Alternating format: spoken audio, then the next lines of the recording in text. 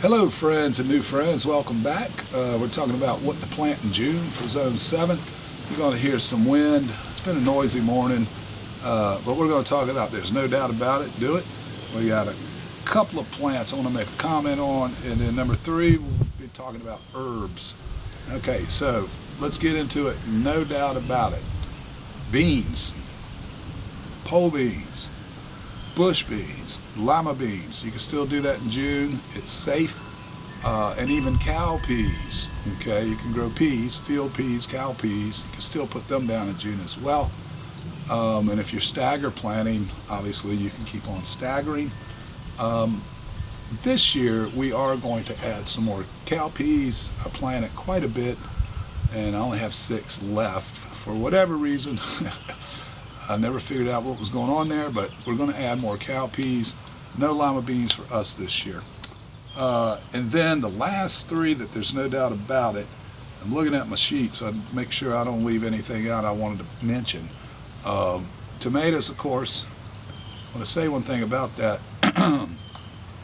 If you're going long on it, if you know your tomato takes forever, there's a difference between it'll fruit in this number of days and after that it will continue to fruit if it's indeterminate, and it really takes a number of days after that before you get a decent harvest. You want to stay away from that because you're now pushing into late September, early October. In Zone 7, that first freeze is in later October, I think the 24th this year. But there's still a chance it will freeze earlier, so if you do that, you might get frustrated. You might want to stick to things that move quicker. 2 popular ones that I know about are Early Girl and New Early Girl, and they're supposedly about 60-day, and so you get a better chance, to get into some larger harvest, I guess you would say. Of course, Sweet 100s, once they start hitting, they produce a lot of cherry tomatoes, so that's something else to consider. Now, that being said, we're going right into the pest season, insect season. Some's been out already, not much, but if you're planting your tomatoes in June, be ready. I've got a few products down here I'll talk about later, but be ready for the onslaught. And then you got cantaloupe and pumpkin. We have some cantaloupe. You can see a little start there. I did add a few more in this bucket, simply because they didn't germinate. I don't know if they dampened off or if the squirrels dug them up. I'm not sure what happened there. And then I even added one over here with my Chinese cabbage, just for giggles, just to see what would happen. The pumpkin, we're not running pumpkin this year, but any squash, winter squash, summer squash, the idea is to go earlier. You can do pumpkin in June, as recommended anyway. But that's one of my notes. So let's talk about special notes here. Okay, so on squash, new squash, not new squash, summer squash and winter squash. If you're going this late, you're going to hit the cycle, particularly on the vine borer, twice. You are going to hit squash bugs, at least in our area, further south, humid, you're going to hit squash bugs. And so, personally, I wouldn't start any at this point. We have some zucchini going already. That's all the summer squash we're doing. Our winter squash are right here. One's a miniature spaghetti, and one's called a butterscotch. It's a miniature butternut, which is what I'm leading to. If you're going to run a squash in June, go with butternut, because for whatever reason, vine borers don't particularly care for butternut. So, when you're thinking disease control, you got your disease, your vector, and then the host. Well, butternut is not a particularly attractive host for vine borers. So if you are going to gamble on squash in June, because you will be facing those cycles, right? There's 2 where we are. There's 2. It's not just a one and done. You'll get 2 life cycles in 1 year, and you're going right into the summer. I would get butternut. Now the other thing, okra around here. Anyway, you're supposed to have that stuff in by June 1st. However, okra likes heat, and we have a long growing season in Zone 7, and we have the heat coming as well. And so we are going to plant okra in June. I'm going to start it inside and then put it out sometime later in June. The reason for that is our May okra seeds came up and died. It was too cool. They didn't really take off. I don't know if something ate them or just what exactly happened, but it was a cool May, relatively speaking. It was a cool May around here. So we will be planting okra in June. With that being said, even if you plant okra at the right time, you're gonna hit Japanese beetles, okay, in the south again, in this general southern Zone 7 on the East Coast. They're coming, so you gotta be ready for that. And that's why I got these products out here. Let me reach across.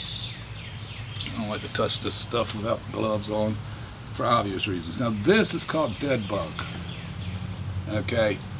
This is for items that don't have hard shells per se. Although you could try it. They will hit leaf-feeding beetles, it says. But really, for me, this one is designed for beetles and lots of other stuff.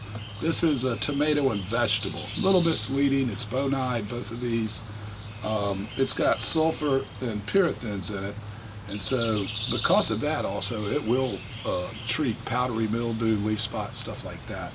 But this one apparently has a sticking agent in it, and so that will cover the shell of the beetle, any beetle, and basically smother it. So, one or the other. I would get both of these. Again, this one is Captain Jack's Dead Bug. It's based on a bacteria they found in an old rum distillery down in the Caribbean. Kills bagworms, borers, beetles, etc., caterpillars. It's pretty good. This one again is sulfur and pyrethrin, and it's called tomato and vegetable. And also, obviously, you want to mix up, even if it's organic, you want to mix up what you're using so things don't get used to it. Anyway, on the squash, butternut, on the okra, get something ready, because you will be getting, if you don't get Japanese beetle pressure, count yourself lucky. Now finally, herbs. I had a fellow was watching something and he didn't like that I didn't include herbs because it's in my channel description. As you know, if you follow me well, we do herbs. We do a lot of herbs. So you could start seed now, or you could start some cuttings from what you already have. And the reason is, in June, it takes a while growing stuff from seed, obviously. You could get that stuff out in the fall, maybe have another run of basil and cilantro, for example. However, for cuttings and seeds, if they're perennial, that's actually the best time to plant anything is in the fall that's perennial. It allows the roots to get established on the plant, and it gets a nice good start, then goes dormant over winter, and it's ready in the spring. Compared to starting it in the spring, and then the first thing it sees is a hot, humid summer, it's going to be under stress immediately. So it's a good time to do it. So if you want to get some, say, oregano, thyme, rosemary, lavender, even mints, you can get that stuff started in the late summer, fall, September, early October. I would do September because of that freeze situation. And you can start those by seed now in June or July, and get ready for it. It's going to take a while. You might get a little action in the fall, but the idea is to get, for the perennials, the idea is to get them started, and so next spring, boom, you got beautiful plants. If you already have some, of course, just do it by cuttings. Now, on your annuals, say basil and cilantro, you can start it by seed right now, and you'll get, it's going to take a while for it to germinate, obviously. Then it's going to take a while to get up to size, but you should get some before they bolt. And I got a bonus. I try to keep a bonus and everything. If you don't have one of these and you plant, like say a flat of flowers, like a lot of them, get this thing. Bam, bam, bam, 3 seconds a hole, maybe 5. You're good to go. Depends on how thick your soil is. But medium soil, it's easy. It speeds things up dramatically. If you got a drill, it just slides right in, tighten her up, and you're ready to go. And I don't have a battery on it, so let's cut my hands off there. Well, thanks for watching. Drop comments, thumbs up, all that good stuff. And please subscribe if you're not already a subscriber. And check the playlist out, of course. We'll see you on the next one.